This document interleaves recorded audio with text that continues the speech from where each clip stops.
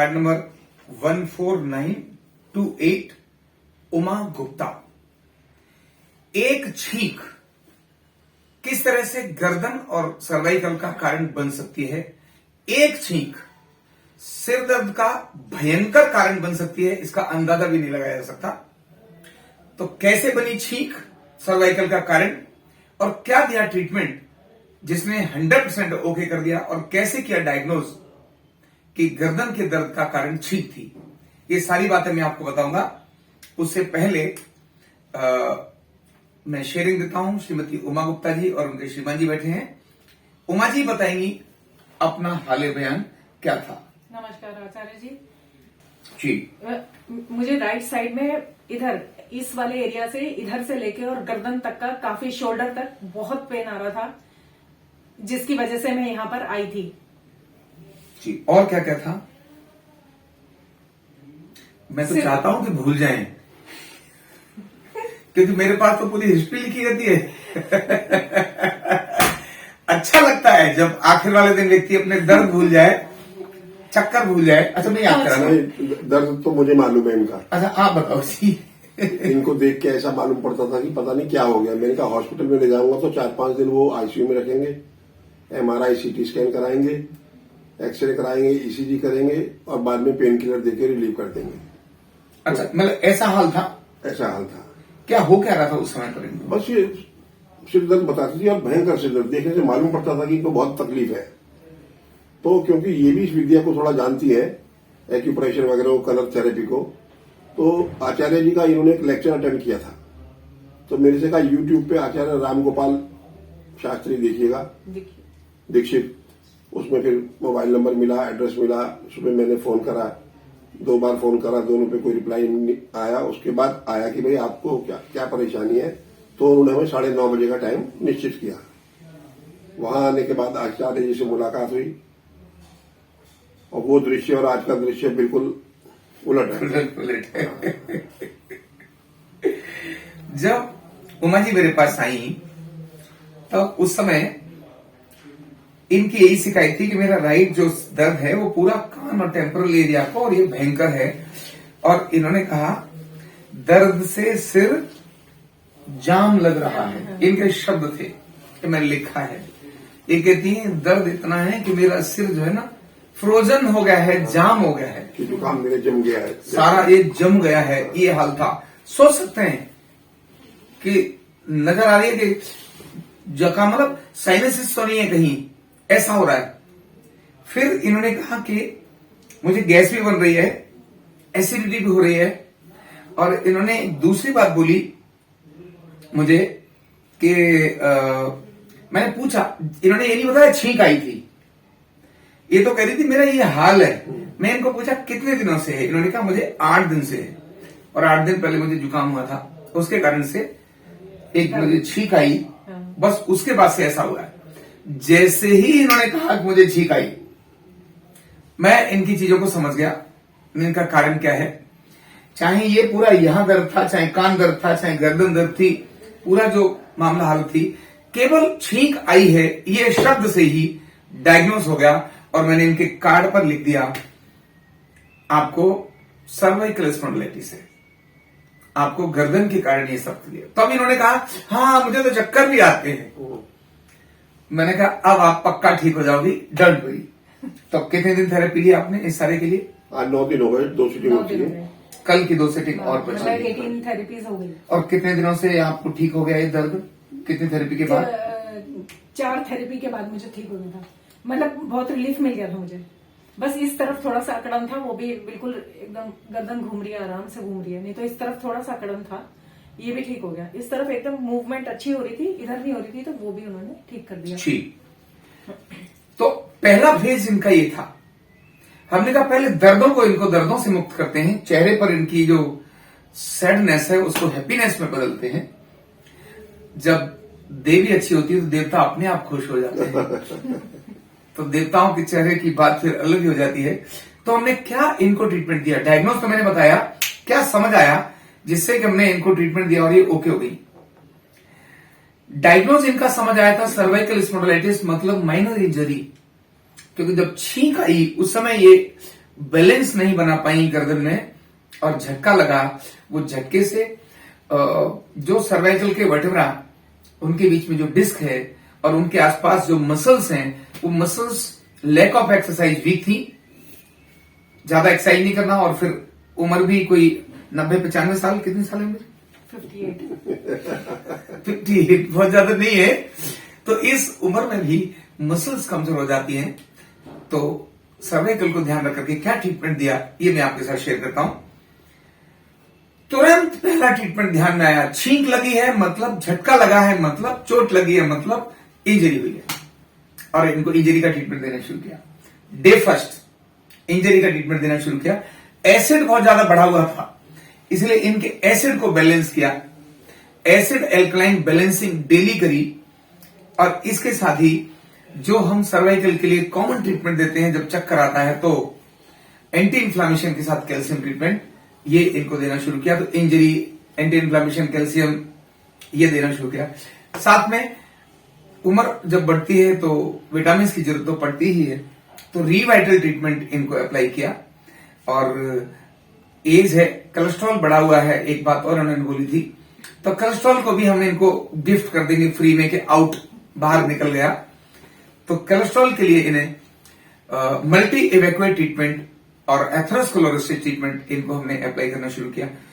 यही इनके बेसिक और महत्वपूर्ण ट्रीटमेंट रहे जो हमने इन्हें अप्लाई किए। ये अलग बात है कि एसिड और अल्कलाइन बैलेंस करते करते कहीं इन्हें हम जीएलजे दे रहे हैं, कहीं एफपीटी दे रहे हैं, कहीं थोड़ा वेटर के साथ न्यू प्लेनरी ट्रीटमेंट दे दिया, ये हम दे रहे हैं, अलग बात थी।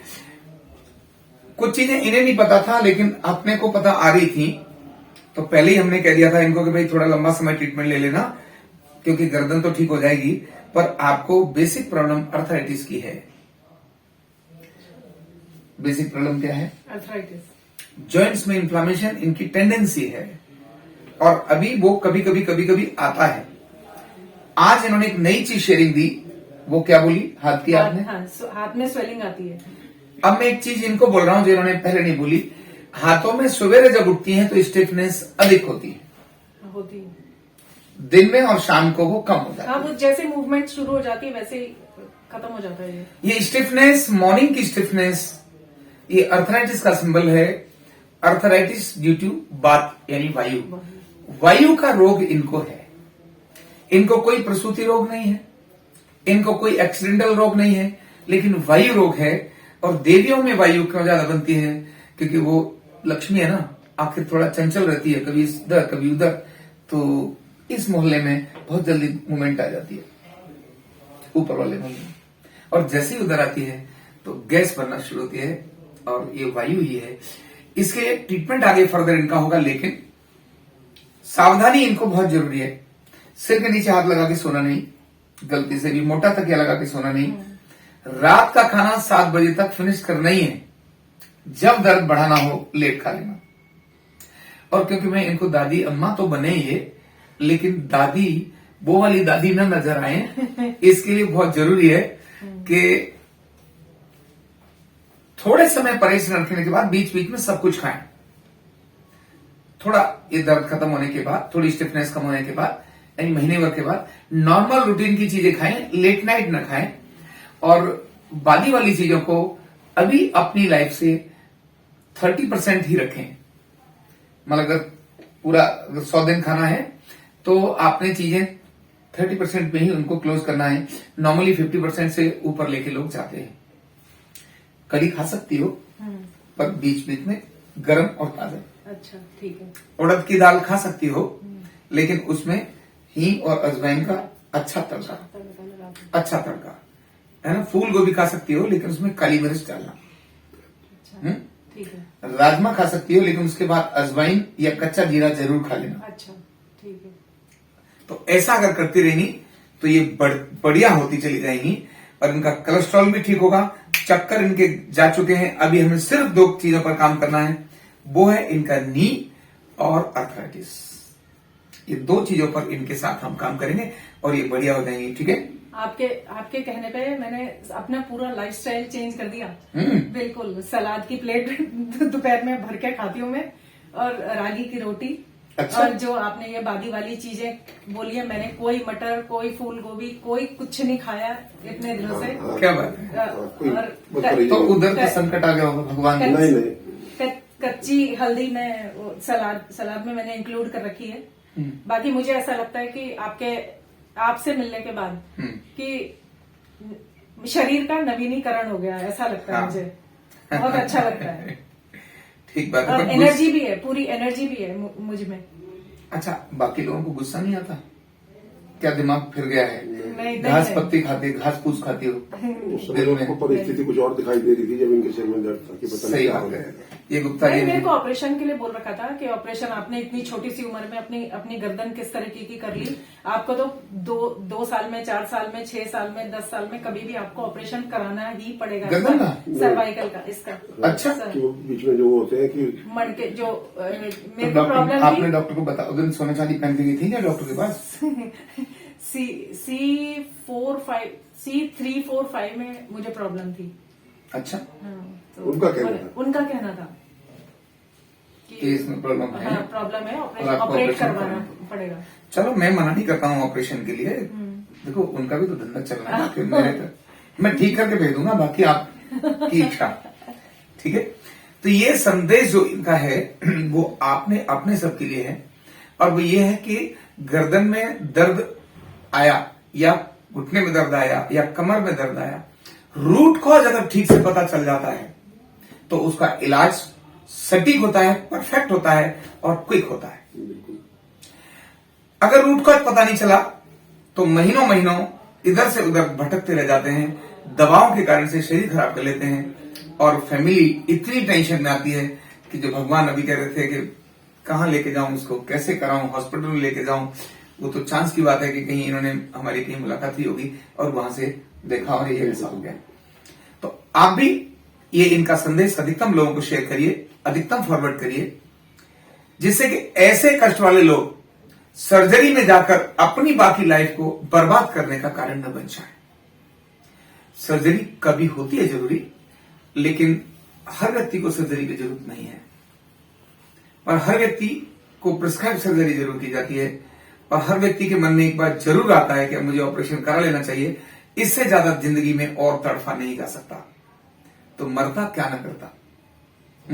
मैं लोगों को ये कहना चाहूंगी कि हर घर में एक थेरेपिस्ट हो, तो मैं चाहती हूँ कि इस थेरेपी को सीखा जाए, और बहुत ही फायदे का है ये। तो हर घर में एक थेरेपिस्ट हो जाए तो फिर किसी को हॉस्पिटल जाने की जरूरत ही नहीं पड़ेगी। ठीक है। आप सीखने के लिए तैयार हो? आप सीख रहे हैं। वही पूछ कर लूं। मैं तो बोल रही थी इनको सीखने के लिए। अच्छा। हाँ। और फिर ठीक है, क्योंकि दूसरे को सुझाव देना बड़ा सरल, ये डिसीजन सबसे बढ़िया। ताली बजा दी इनके लिए, अच्छी बात है। इन्होंने कहा कि भी मैं तो पहले ही इनको बात कर रही थी सीखने के लिए, तो इनका शब्द आपके लिए बहुत महत्वपूर्ण है। हर घर में ये व्यक्ति होना बहुत आवश्यक है। भगवान, आप कोई संदेश देंगे लोगों को? आचार्य जी के पास आकर ऐसा लगा कि लोगों को सेहत और स्वास्थ्य के प्रति जागरूक होना चाहिए। मैं एलोपैथी की निंदा नहीं करता, लेकिन जो नेचुरोपैथिक और आयुर्वेदिक है वो बहुत जरूरी है जीवन में। यही मेरा संदेश। बहुत बहुत धन्यवाद। न्यूरोथेरेपी का कंप्लीट कोर्स सीखने के लिए जुड़िए हमारे ऑनलाइन ट्रेनिंग प्रोग्राम से और जानिए करीब 100 बीमारियों का इलाज बिना दवा और बिना मशीन के। इस न्यूरोथेरेपी ऑनलाइन ट्रेनिंग प्रोग्राम से आप घर बैठे बन सकते हैं गवर्नमेंट सर्टिफाइड न्यूरोथेरेपिस्ट। रजिस्ट्रेशन के लिए नीचे दिए गए नंबर पर अभी कॉल करें, और हाँ, हमारे वीडियो को लाइक करना, शेयर करना और चैनल को सब्सक्राइब करना बिल्कुल भी ना भूलें। धन्यवाद।